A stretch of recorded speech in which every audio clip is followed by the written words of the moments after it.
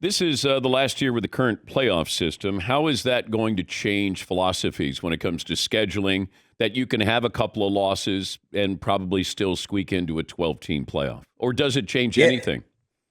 Well, I think everybody who wants more parity, Dan, I don't know that this changes that because we're all going to be looking at the same teams in the end anyways. Like last year, we could have written it up any way you wanted to. You probably were going to get to a similar outcome regardless. You're still going to see the power teams in there, but I think the home field thing is going to be dope. Like I think it's going to be cool to see home field advantage for a college football game. That will be really, really cool. I don't. I think it. What it will do, which will be cool, Dan, is late in the season, more teams are in the mix, less predictability. Like a lot at the end of you're gonna watch these championship games. You're oh man, like they could sneak in and be the 12 seed. Like teams that get hot at the end of the season, they could be a viable threat maybe now to the college football playoff as opposed to what we've seen in the past. So I think, listen, we did it because of money. We know that, like more money, more viewers. By expanding it. But I think more teams being in the mix, more teams getting in the playoffs, playoff home games, I think all of that will be good for college football. But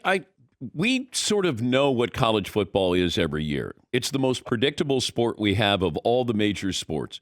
It's always going to be, two SEC schools are going to be in there. You may have Ohio State or Michigan, throw in maybe Notre Dame or Clemson.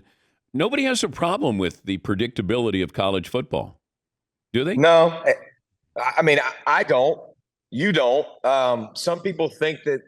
Here's the thing, though. I think a lot of fan bases, Dan, would be like, heck yeah, we're in this thing at least. At least we have a chance. Like a lot of people aren't given a seat at the table year after year. Cincinnati's the only team from a non-power, five that got in the thing. Like how many teams are going like, I'd love to just see my team get a chance. Is it going to disprove any miss? Probably not. But at least you'll have a seat at the table for some of these teams that in a Final Four scenario would never had a seat at the table.